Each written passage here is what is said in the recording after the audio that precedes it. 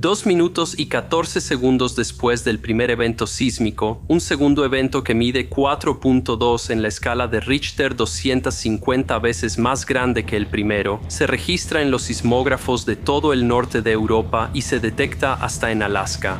Esta segunda explosión equivale a casi 3 toneladas de TNT.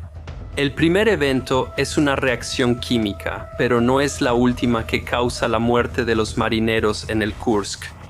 Esta es una versión corta del video. Para verlo completo, dejo un enlace arriba. El Kursk se termina y se bota en 1994. Comisionado por la Marina rusa el 30 de diciembre, el Kursk se asigna a la Flota del Norte y tiene como base Vidyajevo en el Oblast de Murmansk. Mide 154 metros de largo, 18.2 de ancho y tiene un calado de 9 metros desde el casco hasta la vela. Puede sumergirse hasta 600 metros y permanecer bajo el agua 120 días. La superestructura de la vela está reforzada para permitirle romper el hielo ártico. El Kursk tiene 24 misiles Granit y 8 tubos lanzatorpedos en la proa. El Kursk pertenece a la Flota del Norte de Rusia, afectada por recortes financieros en los 90. En 1998, el Kursk fue reacondicionado para portar torpedos HTP. El HTP, o peróxido de hidrógeno de alta pureza, es un peróxido concentrado que, junto con queroseno, resulta más económico de producir que otros combustibles para torpedos. El 11 de agosto de 2000, la Marina rusa se prepara para un ejercicio. Summer X es el primer gran ejercicio naval de la Marina rusa en más de 10 años, con 30 barcos y 3 submarinos participando. En la base naval de Vidyajevo apresuradamente preparan al Kursk y su tripulación. En el ajetreo, un torpedo cae. No hay daño, solo un poco de HTP cerca del sello. Los hombres reportan el incidente y la presencia de HTP. Luego siguen cargando el Kursk con ojivas de práctica y provisiones. El 12 de agosto de 2000 por la mañana, el Kursk está en el mar de Barents. A las 8:51, el Kursk pide permiso para un lanzamiento de entrenamiento con torpedos y lo recibe. El Kursk desciende hasta su profundidad de lanzamiento a 20 metros y monitorea la superficie a través de su periscopio. La tripulación de lanzamiento cruza el centro de control en el compartimento 2 y entra al compartimento 1 en la proa del submarino. Un conducto de aire conecta el primer y segundo compartimento y atraviesa los 9 compartimentos estancos del submarino. Lo ideal es sellar el conducto como la escotilla del mamparo, pero los marineros la dejan abierta. Hace casi 3 años que la tripulación no dispara un torpedo ni ha sido entrenada para usar un torpedo HTP. Sacan el torpedo de 5 toneladas del almacén y lo llevan rodando hasta el tubo de lanzamiento. Lo colocan en el tubo y cierran la compuerta. El tubo de torpedos dirige la explosión al mar, no al interior del submarino. A las 11:25, tras más de 2 horas y media de preparación, finalmente inician la secuencia de lanzamiento. Los conectores eléctricos de la compuerta interna deben hacer contacto con las conexiones traseras del torpedo. El sistema no muestra una conexión positiva, así que vuelven a abrir la compuerta para limpiar las conexiones. Aunque el HTP normalmente es estable cuando está sellado, si entra en contacto con un catalizador, se expande 5000 veces en volumen y actúa como un oxidante a través de una reacción química. Esa reacción química es exotérmica, es decir, produce energía o calor. De hecho, para eso está diseñada. Un torpedo no tiene acceso al oxígeno bajo el agua, así que el HTP proporciona tanto oxígeno como calor al combustible de queroseno. Al iniciar la reacción química, arde hasta acabarse el HTP. El bronce y el latón actúan como catalizadores para el HTP, como el metal usado en el tubo de lanzamiento de torpedos del Kursk. Una pequeña fuga de HTP por soldadura defectuosa o caída durante la carga que no se detecta en la inspección previa al lanzamiento entra en contacto con el tubo de lanzamiento de torpedos. La tonelada de HTP en el torpedo comienza a reaccionar y provoca que falle el tanque de combustible de queroseno en el torpedo. Media tonelada de queroseno se enciende junto con el HTP que se expande rápidamente en una explosión que arde a casi 5000 grados Fahrenheit. Con la compuerta del tubo de lanzamiento abierta, la explosión va hacia el submarino y no al mar. Los 7 tripulantes en la sala de torpedos no tienen oportunidad. La onda expansiva, humo y fuego irrumpen por el conducto de aire abierto al segundo, tercer, cuarto y quinto compartimentos estancos. La compuerta del torpedo, parcialmente abierta, es arrancada de sus bisagras. El centro de mando del compartimento 2 queda envuelto en llamas. Aunque están a profundidad de periscopio, nadie puede reaccionar. El mamparo del conducto de aire abierto no detiene la explosión inicial. Los 36 que controlan el Kursk y la tripulación de torpedos mueren juntos. A las 11, 29 y 34 segundos, los detectores sísmicos noruegos de la red NORSAR son los primeros en registrar un evento notable. La ubicación de este evento se determina en 69 grados 38 norte, 37 grados 19 este al noreste de Murmansk, aproximadamente a 160 millas de Noruega y a 50 millas de la península de Kola. Últimas coordenadas conocidas de Kursk. 2 minutos y 14 segundos después del primer incidente, se detecta un segundo evento, mucho más grande. Esta vez registra 4.2 en la escala de Richter y es 250 veces más grande que la primera detección, una explosión equivalente a casi 3 toneladas de TNT. Al triangular las coordenadas, la profundidad del segundo evento coincide con el lecho marino, 108 metros más profundo que el primer incidente. Otros barcos en Summer X detectan los sismos, pero creen que son parte del entrenamiento. El fuego de la primera explosión detona 7 torpedos con ojivas activas de casi media tonelada cada uno. La segunda explosión colapsa los 3 primeros compartimentos y abre un agujero en el casco, permitiendo la entrada de agua al compartimento 4. Los marineros en el tercer, cuarto y quinto compartimento mueren en la explosión. Ya suman 95 muertos. En el quinto compartimento de la nave, protegido por los mamparos más resistentes, hay 2 reactores nucleares. Ambos reactores resistieron las explosiones y se apagaron controladamente, evitando un desastre nuclear. Los hombres en la popa del Kursk sellan los conductos de aire y evalúan su próximo paso. 23 sobreviven a las explosiones y se unen en un pequeño noveno compartimento con escotilla de escape.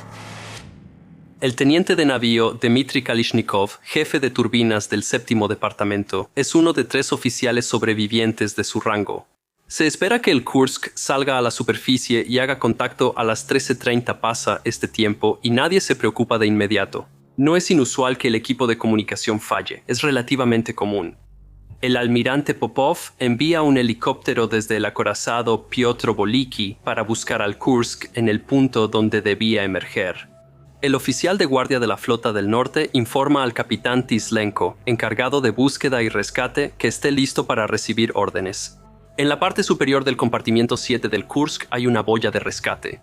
La boya se despliega sola en emergencias, como incendios o cambios rápidos de presión. En 1999, mientras estaba en servicio activo, fue desactivada para evitar una posible detección y nunca se volvió a encender.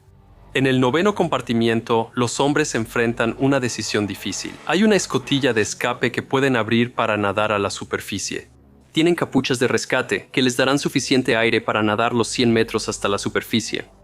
La explosión deformó el casco. La escotilla del mamparo tiene fugas y el compartimiento 9 se llena de agua lentamente. Mientras se llena, la bolsa de aire se comprime. El aire aún tiene casi la misma presión que en la superficie. Si abren la escotilla rápido, el riesgo de descompresión es bajo. Si esperan, entrará más agua y la presión subirá. Con el tiempo, respiran aire a mayor presión y su cuerpo absorbe más nitrógeno. Si tardan en abrir la escotilla y subir, tendrán enfermedad por descompresión al nadar a la superficie. Saben que hay barcos de rescate cerca, así que probablemente los recogerán, pero no es una decisión fácil.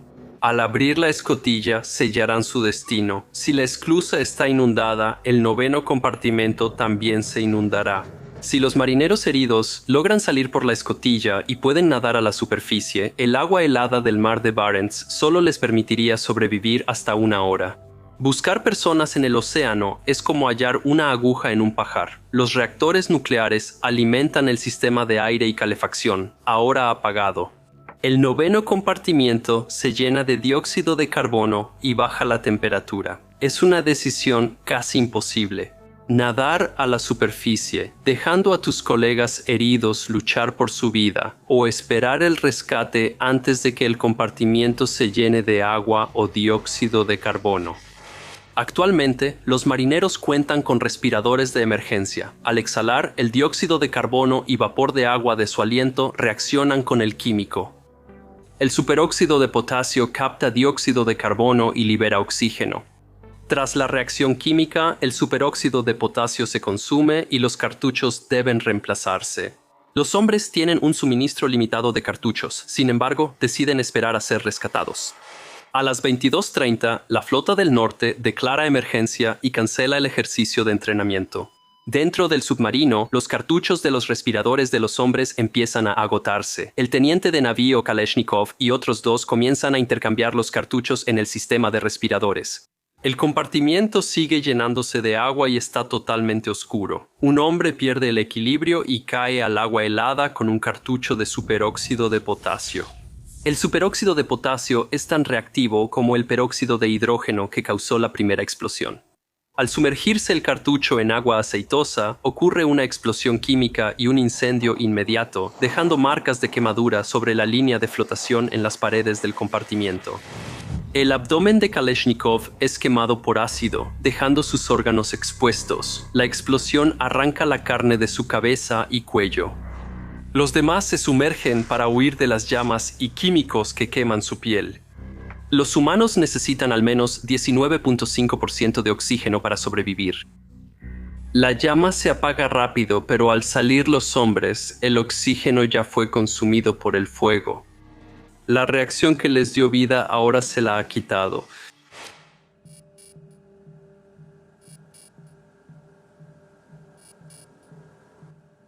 A las 11:30, el Mikhail Rudnitsky comienza los preparativos para bajar el sumergible AS-34 6 horas después. A las 17:30 está en el agua. A las 18:30, el AS-34 choca con un objeto a 100 metros bajo la superficie y 2 nudos de velocidad. Por una ventana, la tripulación ve que chocaron con la hélice y estabilizador de popa del Kursk. El AS-34 fue dañado y debe salir a la superficie. El AS-30 y 2 sumergible gemelo es preparado en el Mikhail Rudnitsk y lanzado al agua a las 22:40. Reciben coordenadas erróneas del Piotr Veliki y no encuentran el submarino.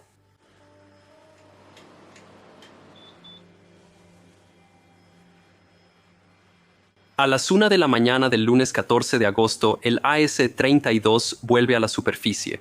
Por la mañana, el remolcador Nikolai Chiker SB-131 obtiene las primeras imágenes del submarino siniestrado.